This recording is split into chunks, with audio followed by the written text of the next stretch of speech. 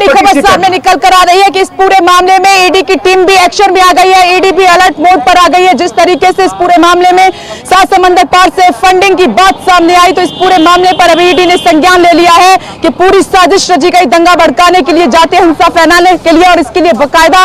Funding की गई है, इसमें ट्रेनिंग दी गई है लोगों को और तमाम वो प्लानिंग प्लॉटिंग की गई ताकि किसी को शक ना हो। अब ईडी ने इस पूरे मामले पर संज्ञान ले लिया है और ज्यादा जानकारी के लिए सीधे मुझे दिल्ली जाना होगा। दिल्ली में मेरे सहयोगी प्रशांत देव इस खबर पर मौजूद हैं। प्रशांत, ओवर टू यू, बताइए ईडी किस तरीके से संज्ञान ले रही है इस पूरे मामले पर?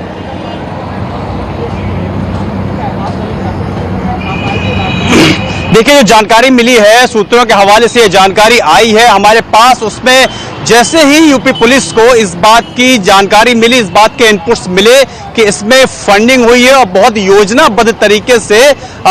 तमाम चीजों को भड़काने में अंजाम दिया गया है, तो ऐसे में जो एक सेट प्रोसीजर है, जो जानकारी मिली है कि यूपी पुलिस ने प्रवर्तन निदेशालय से संपर्क किया है और प्रवर्तन निदेशालय इस मामले में अब आगे जांच बढ़ाएगी। मैं बता दूं कि पहले भी पीएफआई या एसडीपीआई के खिलाफ ईडी ने जांच की हुई है दूसरे मामलों में, और अब ये जो है जानकारी ये भी मिल रही है कि केंद्र सरकार की ओर से भी इसमें एक बड़ी कार्रवाई का क्या एक्शन हो सकता है, क्योंकि लगातार चाहे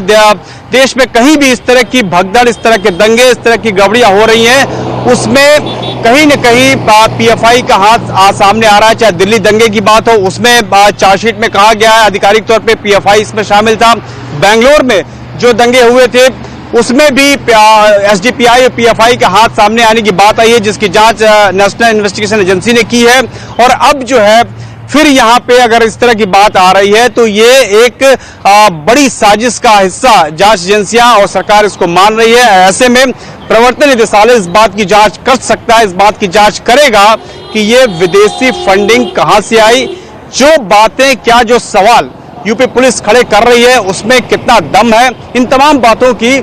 सच्चाई जानने के लिए ईडी इसमें इन्वेस्टिगेशन करेगा, और ईडी अगर जो इसमें जांच पड़ताल अगर करता है हाथरस कांड में तो वो हवाला कानूनों के तहत करेगा, क्योंकि किस तरीके से फॉरेन फंड आया और उसका क्या इस्तेमाल किया गया। अगर फॉरेन फंड का इस्तेमाल किसी दूसरे नाम पे आया और वहां पे दंगा भड़काने या फिर इस तरह के गैर कानूनी गतिविधियों में किया गया उस पैसे का, इस तमाम बातों की जानकारी प्रवर्तन निदेशालय करेगी अपनी जांच। प्रशांत, तो प्रवर्तन निदेशालय भी अब इस पूरे मामले में एक्शन में आ चुके हैं, लेकिन इस बीच एक और बड़ी खबर